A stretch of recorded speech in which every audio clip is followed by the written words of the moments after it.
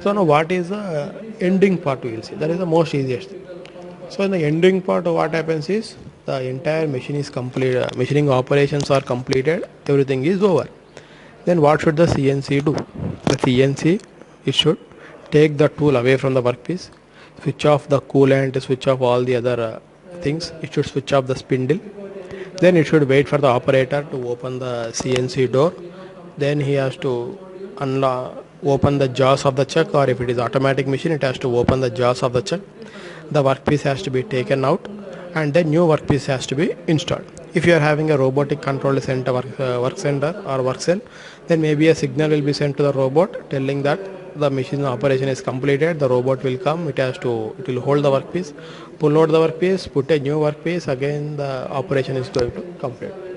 So basically it is going to tell that take the tool away from the workpiece, that is take the tool to the home position, switch off the spindle, halt the machine.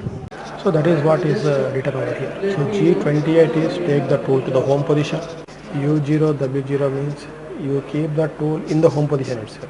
If you are giving U100 W100 means from the home position you come by 100 millimeters along X axis, 100 millimeters along the Z axis.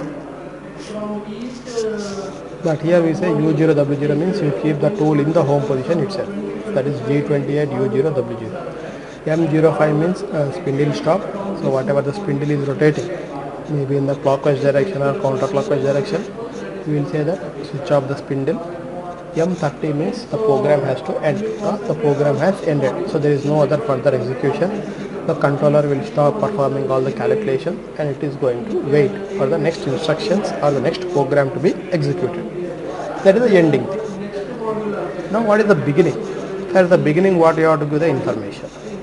So for the beginning you should say that what is the program that you are going to execute. That is the first thing. Then you have to tell what are the units in which you are going to write the program, so that the CNC controller will know whether whatever the values you are giving, whether it is in millimeters, whether it is in inches, whether it is in meters, or whatever is the unit. Then we have to tell what is the tool you are going to use, so that the proper tool will be loaded and it is brought near to the workpiece. Then what should be the spindle speed. So that is another important thing to do as the input. So we have to specify the units for the doing the units of the program, so that whatever the different values are given, the controller will know in what unit those values are present. So that is there is given here O0001, that is the program number. G21 and G98, that are the units. G21 is the metric programming, which means whatever the values are there for X and Z and all the other things, that will be in metric units.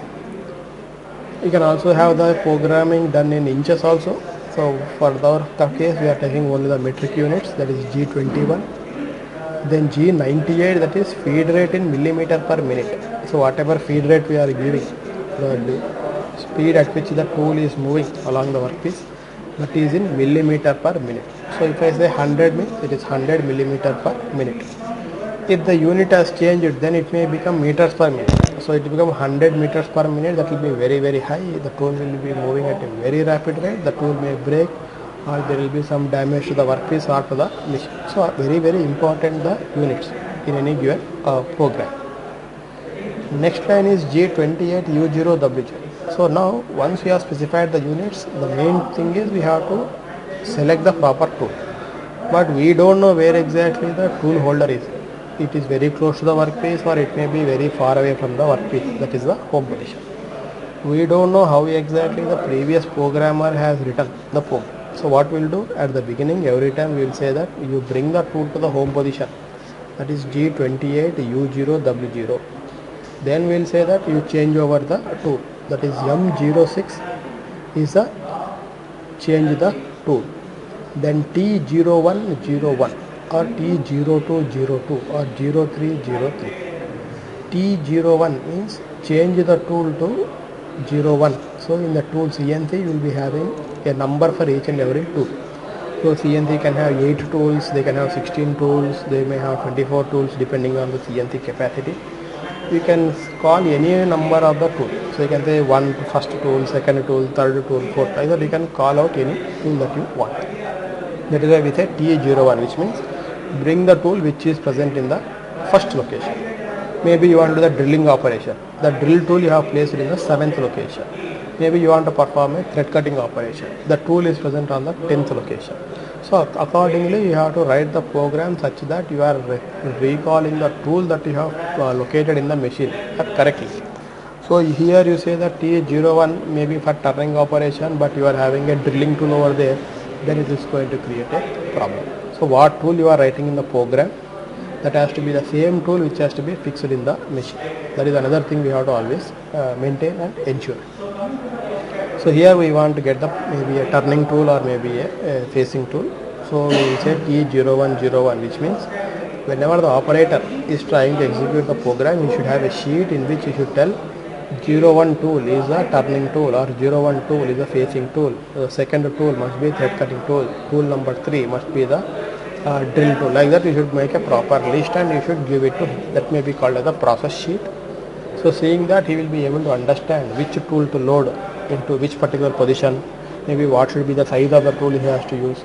Maybe for example you want to make a drill of say 25 millimeter, then you should have the proper drill in the particular location.